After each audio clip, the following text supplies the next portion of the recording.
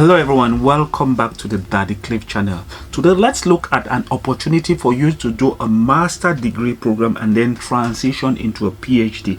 Yes, I know on the screen you're like watching PhD and why is he talking about master and then transitioning into a PhD? Yes, that's true, because some of the majors that are here will give you the opportunity to first do a master degree and then transition into a PhD. Before we get into the details of that, let's first of all look at how to apply. It says select a subject area from the list above where you would find eligible projects areas and then entry criteria. Get in touch with the named project supervisor to discuss your interest before you apply. So it's very important that you contact the supervisors and then let them know about your research interest and your desire to study at the University of. And then third, when you are ready to apply, use the online application form link found in the project advert, making sure you submit all the required documents before the application deadline. And then they say, please note, if you want to be considered for a fully funded opportunity, you must quote the project code when applying. Email applications are not accepted. It's very important that you quote the project code when applying. Application deadline vary depending on the funding scheme. We will look at them. So let's go back and then begin looking at some of the funded areas of studies. We begin with the first one, area studies, because it has options where you will transition from a master into a PhD.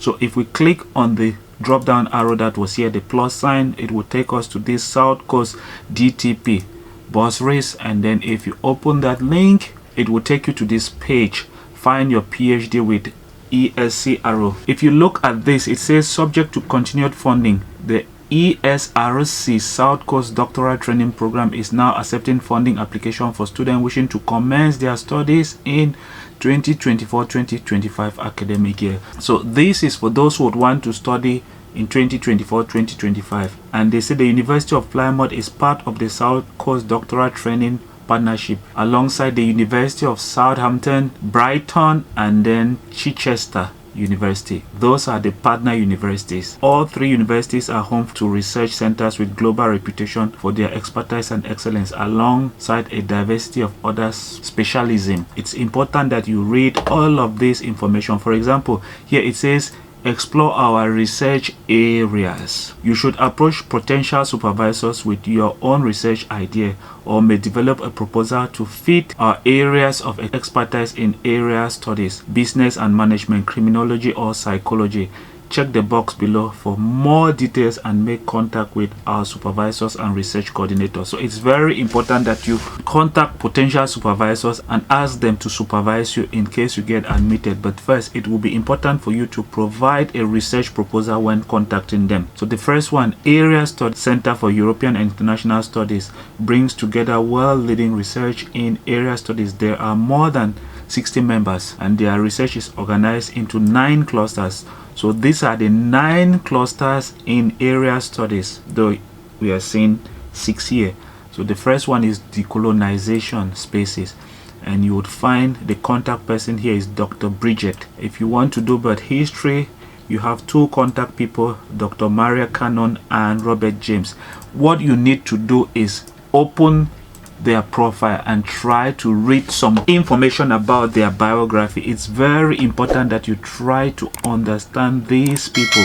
They say view my research output. Make sure you try to read their area of research when contacting them, so that you know if they are in an area of research that is linked to your own area of research. It's very important that you contact somebody whose area of research aligns with your own area of research. If not, they will not respond to you. This is Maria Cannon, and then you can like open this link and then find more information about her publications. It's very important. If you look here, these are her works. It says show more details. You can kind of look at her different works. If you click here, it says divided loyalties, negotiating marital separation in the Cavendish Talbot family. If you want to have more information about this her work, you can click here and read about it, and you can equally know the number of citations. There's another work that she did on home and family. It's very important that you read her different works, research on the professor. You have to click on this link and then read her past publication. It's important that you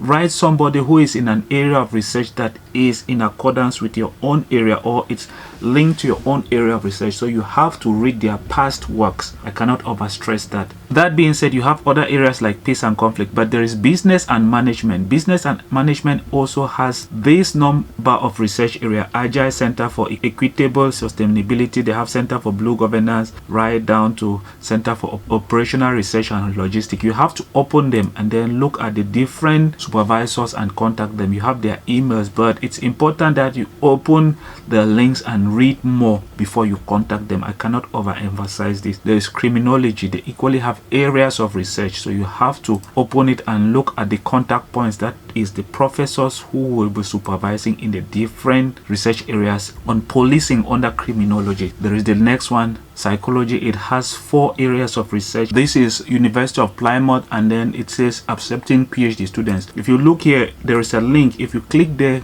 you would find her past works. It's very important. It says here 13 works. You have to read it and then understand what area of research she is interested in. For example, there is victims, vignettes and videos, meta-analytics and experimental evidence that emotional impact enhances the derogation of innocent victims. So you need to read their past publications. It's important. I cannot overemphasize this. So click on show more and then look for the link that will enable you to read her past publications.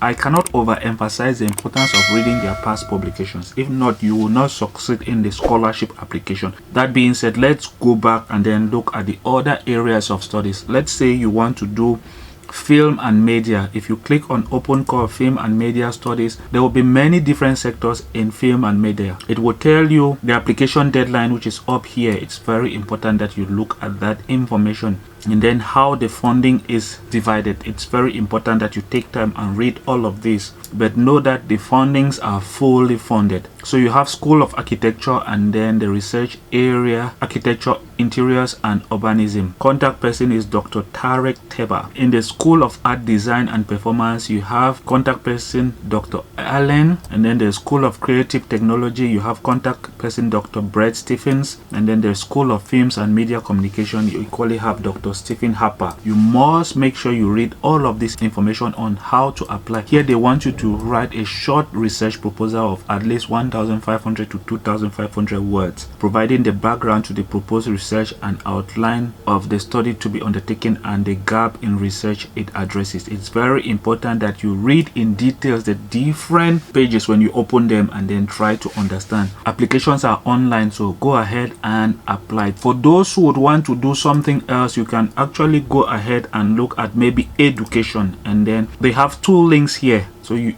depending on what interests you, you can click and open it and then look at the details. This one is 19 January. Some have deadlines of 30th January. You need to open them and then look at them well before you apply. For example, civil engineering, if we click on that, I think the deadline is on the 31st of January. Yes, it's stated here, and it says applicants are invited for a 3+1 year fully funded full-time PhD to commence in April 2024. So some will commence in April 2024, some will commence in August, September, October. There is general admission requirement and specific candidates requirement, and then how to apply. You have to contact this person and then click on the online application form once you've talked with the person, and then if you are a new user, you have to create a new user profile. But if you have once applied to University of Plymouth, you just need to input your email and password and then log in.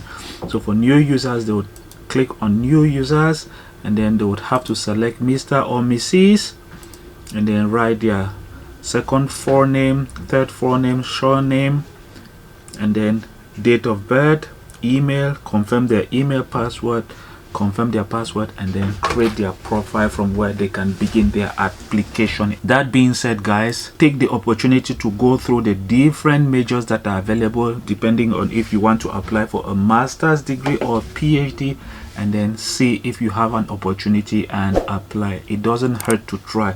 That being said, I'll end the video here. See you in the next one. If you know you've not yet subscribed, subscribe. Bye bye.